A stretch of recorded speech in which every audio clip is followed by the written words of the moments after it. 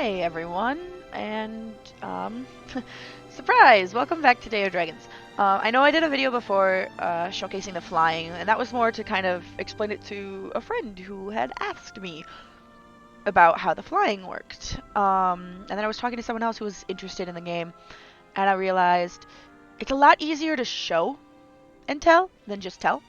So that's what I'm going to kind of do. I'll make little showcases for some of the different dragons and some of the different stuff that's available. This first one's probably going to take a little bit longer than the others because I want to kind of go over some of the stuff that's not just dragon related. But this is my Shadowscale. Um, they are one of the smaller dragons in the world. They shoot plasma.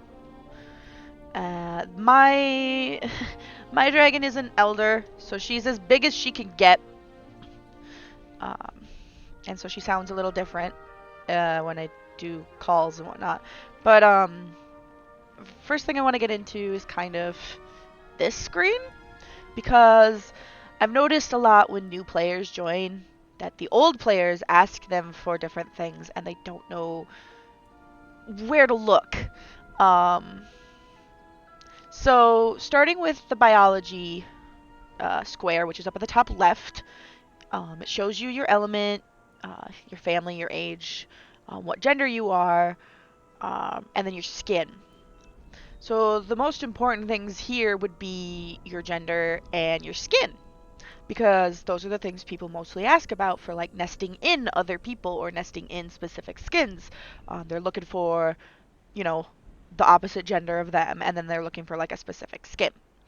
Um, so you can see I'm a female and I have the constellation skin. Moving on to habitat, um, the waypoint and the location are kind of the most important ones here. I've seen a lot of people, they'll be like, I'm in Forgotten Forest, because that's what their region says. Well, right now, the the only map we can play on is Forgotten Forest. It's the entire map, so that doesn't really help narrow down where you are. What does is the location, the coordinates up top there. Those are what you would give to someone trying to find you, or what they would give to you if you're trying to find them. I've kind of discovered over playing this game for a while that you only really need um, everything before the decimal point. So like it says 112.9 east. I don't need to know the point 9. I just need to know 112 east and 127 north. That way I can head in that direction, and eventually when I get close enough, I'll either see you, or in the case on this server, because it's a roleplay server, I'll see your name tag. Um, Most servers that are just PvE, you don't see name tags. Just unless you're in a group. So there is that. Um, Moving on, we have the mutations. You can see I've got 3 out of 3 in fertile and then 1 out of 1 in dominant under the breeding tree. And the reason for that is to help pass on my stats and my skin. Movement, can I? Movement helps you with your walking, your swimming, your flight, your stamina, stuff like that. And survival helps you with your hunger and your thirst, and kind of helps you with some of your attack and combat. Now, because I play on a PvE server, I don't really need those. But I would imagine on a PvP server that they are much more important, unless you're a breeder, in which case you would still do the breeding. Uh, Moving over to let's go vitals, because the armor doesn't really matter in PvE. Again, it probably is different in PvP. I don't know. I don't PvP. But then you've got your vitals here. And health, armor, stamina, bile, they're just there. I mean, your health is one you kind of watch anyways, but you can also kind of watch it in this lower corner over here if you've got your HUD set to display this version of the UI. There are a couple different versions. One that is more realistic and hides all that stuff. And then there's this one that shows me my health, my bile, and whatever these little blue dots are. I still haven't figured it out. Maybe it's something they're adding in the future. I don't know. But the important stuff here is your hunger, thirst, and sickness.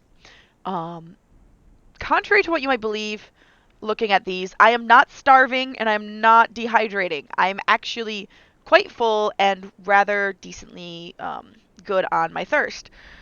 These bars increase. So yeah, as you can see, that just increased. So the more full this bar is, the more thirsty or hungry I am. Same with sickness. If I eat the mushrooms right now, they give you sickness, so which is usually negligible. But if you eat a whole bunch of them all at once and then you're moving around a bunch, your sickness will skyrocket, and I do believe that can kill you.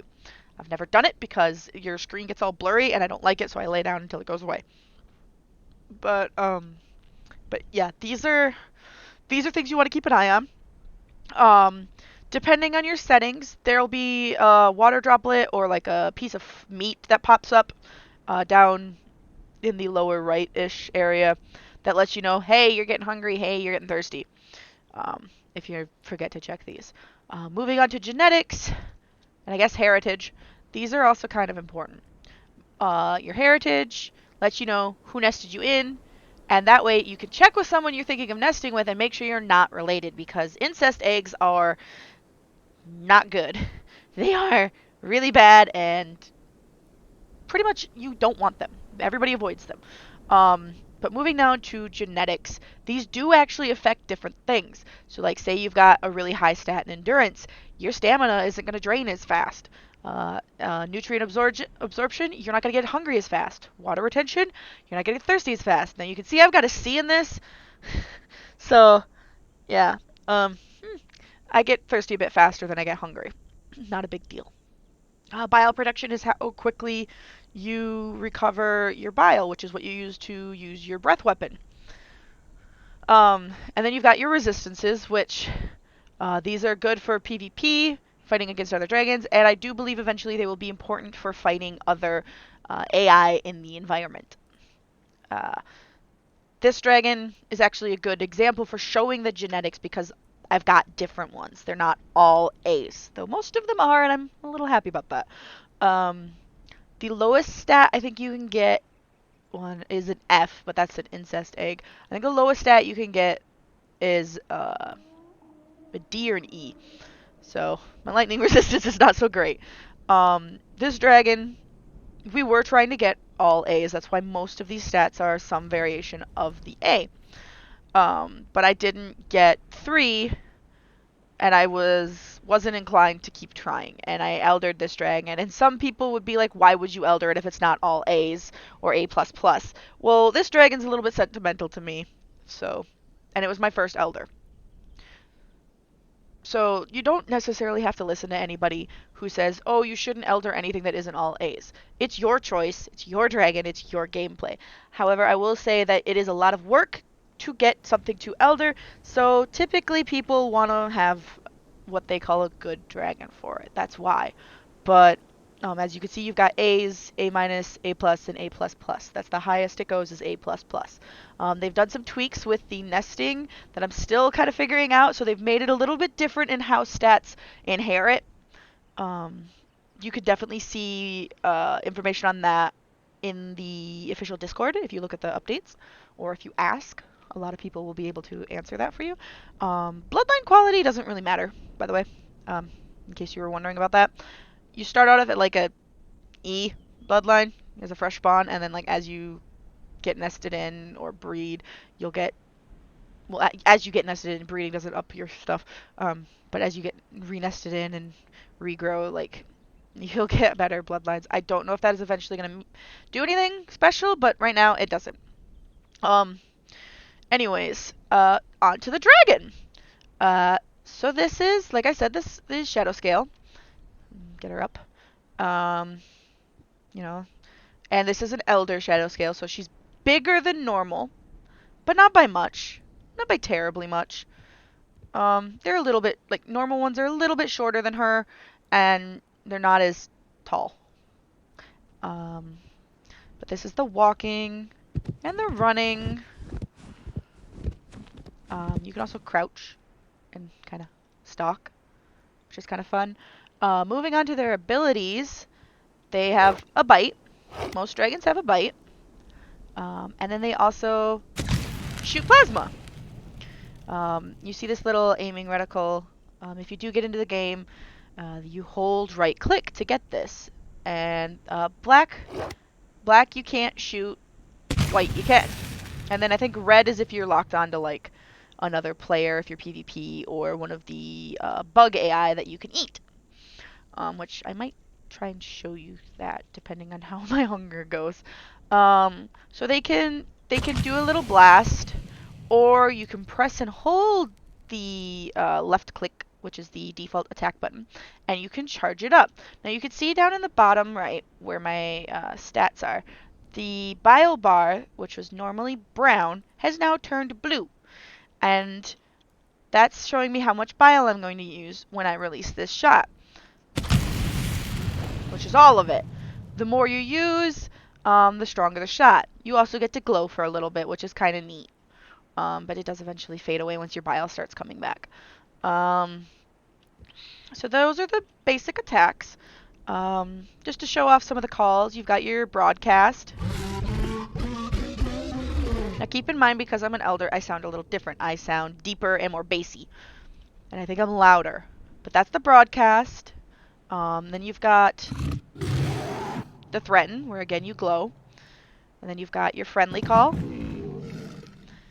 Your like submissive, or I guess submissive is the best word for that. And then something you could do once you hit adult, you get the mating dance. It's a little bit more sophisticated than just doing the dance. You have to like aim at their head and then press the button, and whoever like who goes first is dependent on gender. But yeah, there's that. And then let's do some flying. So the flying in this game, as I've shown before, is really quite natural feeling. But along with that, it takes a little bit of getting used to. Most people, when they first start out and get to where they can fly, struggle. And it's just because, one, it's a kind of a weird system that you don't really see anywhere else. And two, because as far as I'm aware, there's still a few little bugs with taking off. Sometimes it feels like you hit an invisible wall and you just kind of plop back down on the ground and you sit there like, what the heck? Typically, when you first hit juvenile, I believe it is, you can start flying if you kind of know what you're doing. You need to jump off something and get a decent enough air, and then press the flight button, which by default is F, and you can take off. Now, by default, the controls are kind of reversed. So if I want to go up, I have to press S, and I usually have to hold Shift or I'll stall, like I almost did there. And then if I want to go down, I press W. If I want to land, I do not that. That's not the best landing. As you heard, I hurt myself. You could see a little bit of damage on my wing. I will add that fall damage will not kill you in this game. They haven't changed that as far as I'm aware. So falling will not kill you. It'll get you really, really low, but it will not kill you. And if it does, that's a glitch, and you are able to get a hold of an admin, usually through their main official Discord is the best way. And as long as you haven't logged off and it hasn't been over 30 minutes, they can help you get your dragon back. What I'm doing right here is I use the sniff button. Purple lines mean there's bugs. So I think I hit the bug. So let me pick it up so I can show you guys this bug. This is one of the bugs. I don't remember what this one's called, but it's kind of creepy looking. It's got all these spiky little legs and antenna. These ones hang out by these mounds. Let me put this down. I'm gonna eat it. You'll see there's a prompt, and I hold the button and I eat. But they hang out by these mounds, and there's usually like one per mound. Yeah, I can get another one. And if they see you, they'll run away. I don't see this one. Oh, he's right there. So another trick that you can do as a Shadowscale that I forgot to show you earlier is you can turn invisible. It takes up stamina, but you can turn invisible. This way we can get a better look at this bug. Yeah, so that's what they look like. Whoop. Come back here, bug. I'm gonna use Alt to kind of precise move a bit better. And there. So if you bite or shoot plasma, you come invisible. Or uninvisible. The invisibility wears off. But yeah, those are those bugs. This is a good little area. It's by the really big rock. A lot of people like to hang out there, as you can see by the names. And there's lots of mounds here for lots of bugs. Another option is if I go somewhere else, there's another type of bug. It's called the scrab, I believe. And we all call it meatballs because if I can find one, you'll see they look like meatballs. For sniffing, default is press and hold F. Hoping I get some different lines here. Nope, just the purple. So this pinkish purple means there's a bug, like I said. You can also get green, which is food of the mushroom variety. And then you can get blue, which is water. Different dragons have a different radius, and it does wear off eventually. Where's this bug? Oh, there it is. So I want to turn invisible, and I'm going to go into first person so we can take a look at this bug. So now you can kind of see why we call them meatballs. These little suckers are not really a problem for adult dragons, but as you can see, they're kind of aggressive, like even to a fully grown dragon. Now, if you are a hatchling and you come across one of these, they will try to attack you. Because that's what they do. They attack hatchlings. Hatchlings are quite capable of killing them, they just have to be careful. I usually recommend hit and run tactics, or getting a bigger dragon to kill it for you. I'm trying to think if there's anything else I forgot for the Shadowscale. Oh! So if I turn invisible, and I crouch, you can still kind of see me. I've got this glassy, translucent thing. But if I crouch and stand still long enough, I completely disappear. Really good for being sneaky. However, that being said, it's not perfect, and I will explain that later on in a different video. Just to show you, let's see if there's other Shadowscales. Oop. Case in point, the flying is not always the easiest.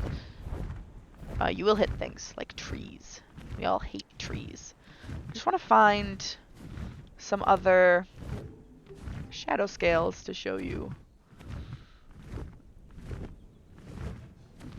Let's see.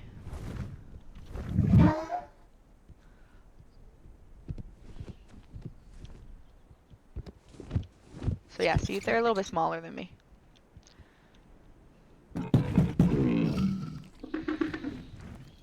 And I use my friendly and they're good. They're chill. I'm trying to not spend a lot of time around. Oop, see? I stalled. Oh my goodness. This is what I meant with the flying issues. Like even fully adult where I can take off from flat ground. It's still kind of a pain. And whoop! And I can hit things. You can sometimes recover from that. Sometimes you can't. Oh my goodness. There we go. So the map's quite big. Like I'm kind of near the middle right now, but there's areas over on the other side of that mountain. There's areas over on the other side of that mountain. You can go up on top of that snowy mountain. There's not anything up there. It's just really, really high, and you get a really good view, and it's pretty. But yeah, it's a really big map. I mean, there's more area even kind of back there where my tail's kind of pointing. But yeah, it's this game is surprisingly good. Despite a little bit of its background where it had a bit of a rough start. I, like anybody, was kind of skeptical, but it's come a long ways and it's making some good progress. Um, if you're at all interested, I highly implore that you give it a chance. I will say, however, there's not much going on in the game right now besides just hanging out and breeding for stats and skins and just growing dragons. There is PvP if you do want to do that. But again, this game is pretty good, honestly, for what it is, and it's got a lot of potential in store. I know they've talked about quests and some NPCs, things like that. Um, Other dragon species, of course. Other maps. I've seen some of the stuff. I've been on some other test servers, and it's coming along really well. And even if you're not quite ready to get the game and jump in, it's definitely something to keep an eye on. Um, I will be back with more videos on different dragons. They probably won't take as long because, like I said, I'm not explaining everything. But yeah, so this has been the Shadowscale and a little bit of a conversation on how the game kind of works and some tips for if you get into it. Um, what I'm doing right here is I'm safe logging this timer. This will time down when you're laying down, which is Shift R and R to completely lay down and sleep. Um, but yeah, um, definitely let me know if you like the videos. Anyways, bye.